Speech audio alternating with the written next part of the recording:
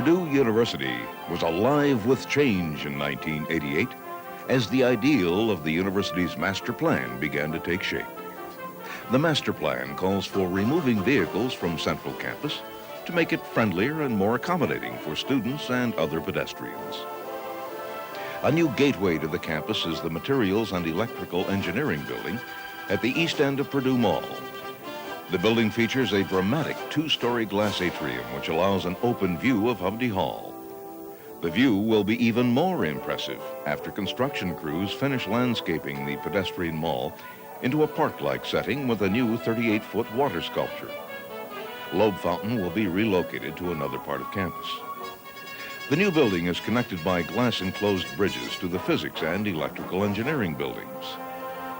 The $38 million structure includes classrooms and laboratories, faculty offices, and impressive research equipment, such as this one that helps create a tiny, super-fast computer memory cell. This patented process uses gallium arsenide instead of silicon and may lead to a new generation of faster and more powerful supercomputers. A time capsule was placed in the cornerstone, and the MSEE building was dedicated in October as part of the centennial celebration for the School of Electrical Engineering. Students and faculty celebrated EE's first 100 years with 3 days of special events, including a lecture series that included a talk by former engineering dean John Hancock. Some engineering students held their own celebration of sorts when they gathered near the building to compete in a vehicle design contest. This paddle wheeler won the contest after struggling to the end of the obstacle course. Another new building to open in the fall was the addition to the north end of civil engineering. This space is the new home for Earth and Atmospheric Sciences, which conducted tours and offered demonstrations during homecoming. Other campus changes include construction of a new student services building next to Hovde Hall, a new Purdue Exponent building across from Electrical Engineering, and a state-of-the-art indoor football practice facility. This $9 million building will house a practice field, a weight training room, and offices. It will be located just north of the Intercollegiate Athletic Facility and will be paid for with gifts and athletic department funds. Private giving to Purdue reached record levels in 1988 in both dollar amount and number of givers. Of the $22 million raised, alumni contributed nearly $8.5 million. One program to benefit is the Presidential Honors Scholars and Fellows.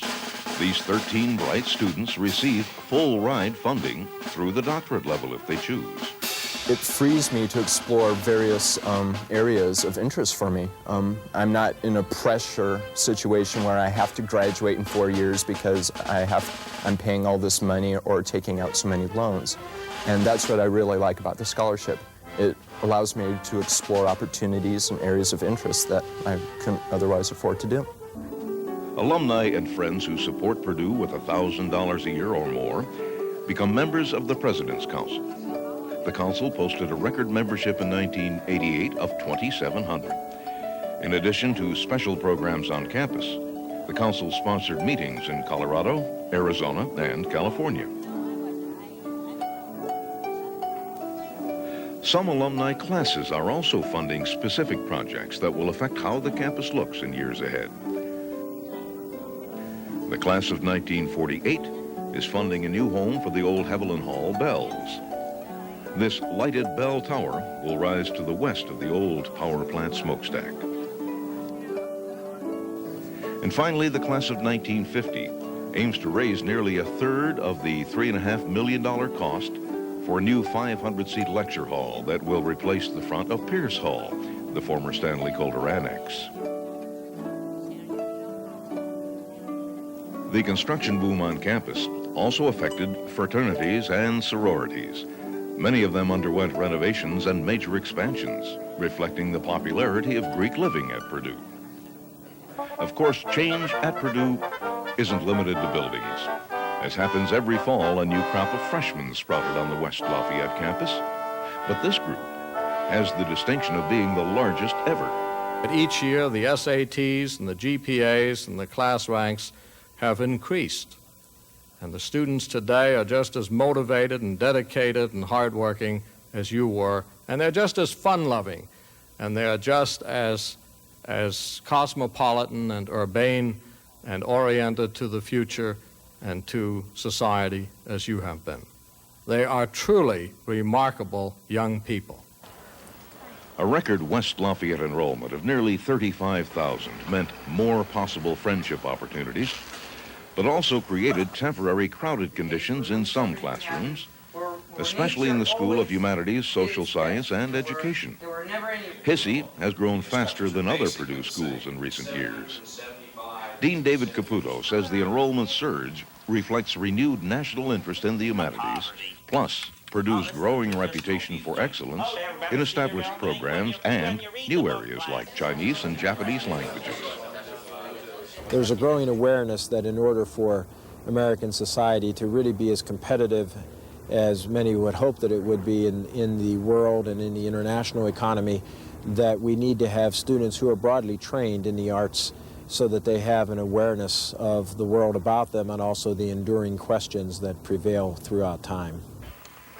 This year, Hissey became the largest school at Purdue, at least until education becomes a separate school in 1989.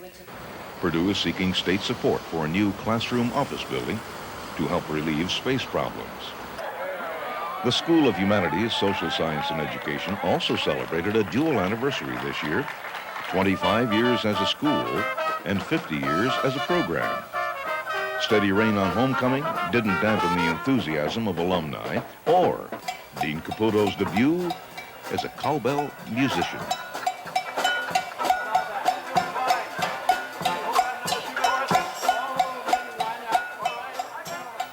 The School of Nursing also celebrated its 25th birthday in 1988. The Nursing Center for Family Health gives students a chance to get hands-on experience. Another anniversary took place during May commencement. This was the 100th year Purdue granted honorary degrees. The most well-known of this year's 13 recipients was Popcorn King Orville Redenbacher, who graduated from Purdue in 1928. Purdue's record enrollment forced some residence hall students to live in triples.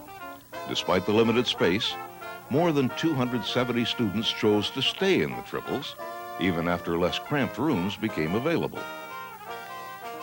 Purdue's regional campuses also faced record enrollments totaling nearly 28,000. The Indiana-Purdue at Fort Wayne campus grew to 5,300 students and welcomed a new acting chancellor, Joanne Lance. Our engineering program enrollments have grown by over 45%. We project that for the next few years we will have at least 1,000 more students. So our problem is that we simply need more space.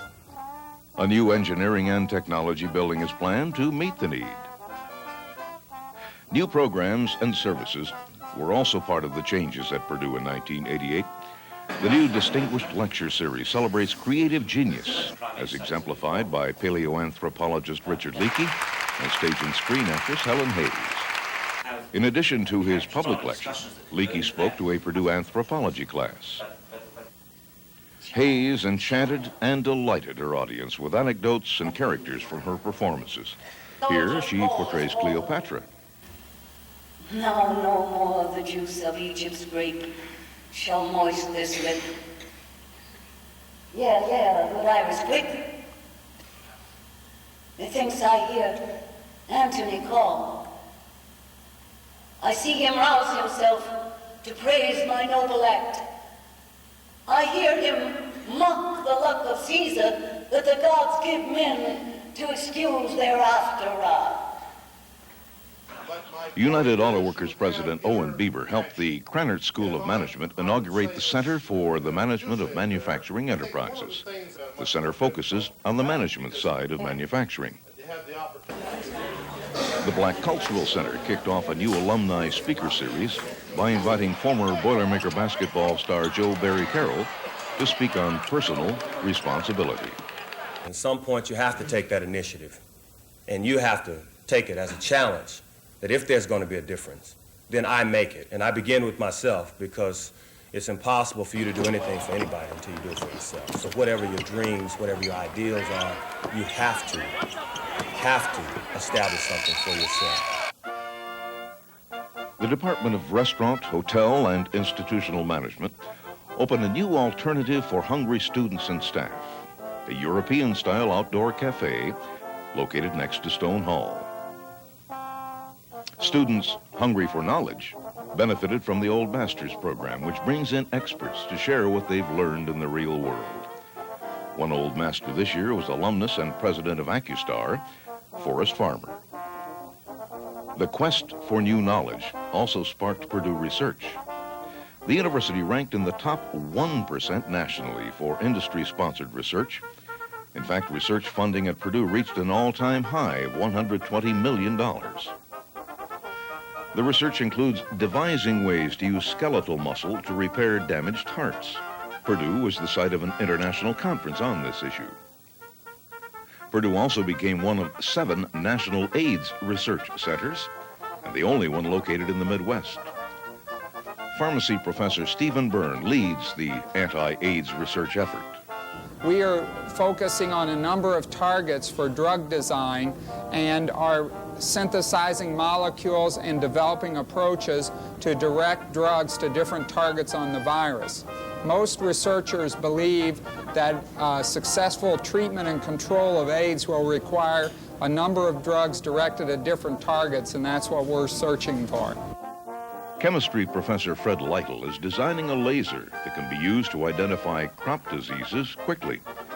This becomes particularly important when a farmer is hit by a fast-spreading blight.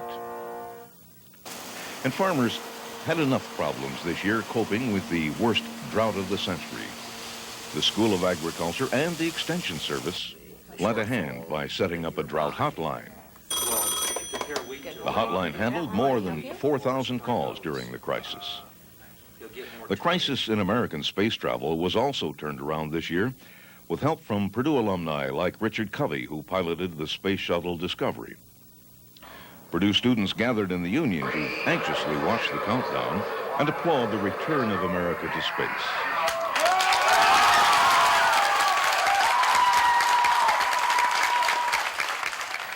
Purdue has 17 alumni who have flown or are scheduled to fly in space. 2 of them, Guy Gardner and Jerry Ross, were on the 2nd shuttle flight of the year in December. The Purdue Alumni Association welcomed Larry Prio as its new executive director this year, previously director of Purdue's Division of Recreational Sports. Prio is a 1963 Purdue graduate. Prio took over in July following the retirement of Joe Rudolph, who served as executive director of the Alumni Association for 35 years. Mr. Purdue was honored during Gala Week. While he had to put up with one more rubber chicken dinner, Rudolph also received a special toast from the Glee Club. Oh, it's harmony, harmony. Let's all join in harmony. Come on and sing away the burning winds. A great new day will soon be here. Harmony.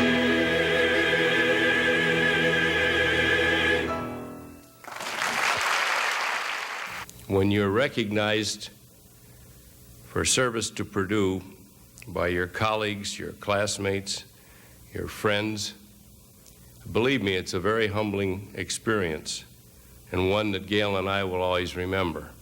And then to have Henrietta be part of the program this evening, you think that's funny. He brought that chicken to a board meeting one day and he put it on my arm and I had to sit there for 45 minutes looking at Henrietta, and I'll say, well, at least she's very well trained. Another highlight of Gala Week was the traditional parade to John Purdue's grave. The parade was led by the oldest returning alum, 100-year-old Glenn Bolus, who graduated in 1912. Bolus also found time to work at the Purdue Airport on his project to design an ornithopter, an aircraft propelled by 2 moving wings. An evening parade kicked off this fall's homecoming activities. The Purdue All-American Marching Band was led by new Golden Girl Dawn Beck. Homecoming day was gloomy and rainy, but that didn't deter tailgaters from celebrating. The weather also didn't stop the Boilermakers from achieving a bright spot in their disappointing season with a 14-10 victory over Minnesota. The young team, hampered by injuries to key players, finished the season with 4 wins and 7 losses. But Coach Fred Akers was encouraged by signs of improvement, including the play of 17-year-old freshman quarterback Brian Fox of Orlando, Florida.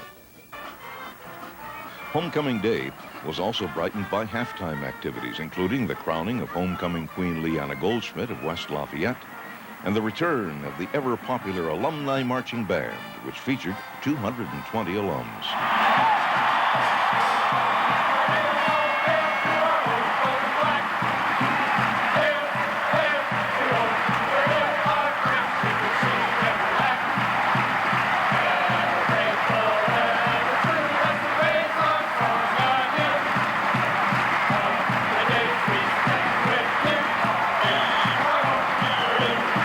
Homecoming also honored World War II veterans who, through the GI Bill, sparked the growth of Purdue into the university it is today. At the homecoming program, Senior Vice President Emeritus John Hicks recalled the post-war years at Purdue. And by golly, many of us had children. Remember Rabbit Hutch Village out the FPHA? Or Fertility Acres, or whatever we called it? Every woman was pregnant, you see. What a great period that was in Purdue history. When I started college before World War II, only about 15% of the high school graduates went to college. When millions of us who were GIs came back to college, it changed our whole way of looking. Our kids were going to go to college. One of the key architects of the GI Bill was Purdue's former vice president and treasurer, R.B. Stewart. Stewart was eulogized at a fall memorial service following his death in March. Homecoming also allowed alumni to dance down memory lane to the big band sounds of the Artie Shaw Orchestra. On the other hand, students were dancing and twisting to a different drummer. Right foot blue! Twister Mania sought to break the record for the number of people playing the game Twister. Despite missing the record, fun was had by all. Throughout the year, students found a multitude of ways to enjoy themselves. Some find things to do at the annual Activities Carnival, which features more than 400 extracurricular items like juggling and fencing. Other students exercise and play sports at the Recreational Gymnasium, one of the largest in the country. When snow arrived, activities like snow surfing became possible. Fraternities and sororities had fun while raising money for charity at the same time. This Jello jump at Sigma Nu brought in $3,000 to benefit the Leukemia Society of America. Other student activities take the form of singing and dancing groups like the American Music Review, the Black Voices of Inspiration, and the Johari Dance Troupe. Hispanic students also put on a talent festival. And of course, students enjoy supporting Boilermaker basketball. Both the men's and women's teams tasted success in 1988. The men, under Coach Gene Cady, were ranked second nationally for much of the season and captured their 18th Big Ten championship. It was Purdue's first back-to-back league title since 1935. They finished with 29 wins and 4 losses, making 6 straight 20-win seasons. In the NCAA tournament, Purdue beat Fairleigh Dickinson and Memphis State before bowing out against Kansas State. Alumni turned out in force for a pregame luncheon in South Bend prior to the Memphis State game. The basketball women continued gaining recognition by setting a school record of 21 wins against 10 losses. That was good enough to send Coach Lynn Dunn's team to its first postseason contest, where they captured second place in the National Invitational Tournament. Another Boilermaker sport on the rise is the men's swim team. The swimmers placed 4th under Big Ten Coach of the Year Dan Ross and garnered their first points in the NCAA tourney since 1969. So, The year 1988 saw many changes at Purdue. It was a year of growth, a year of building, a year of remembering, and a year of learning. And every one of our students today and faculty today in this university in the aggregate, from the very beginning in 1869, was determined that regardless of the quality of that violin that the good Lord gave us here at Purdue, we were going to play it as though it were a Stradivarius. And I guarantee you that the reputation that we have today, which ranks us with the MITs and the Harvards and the Stanfords, came about because of that crucial attitude.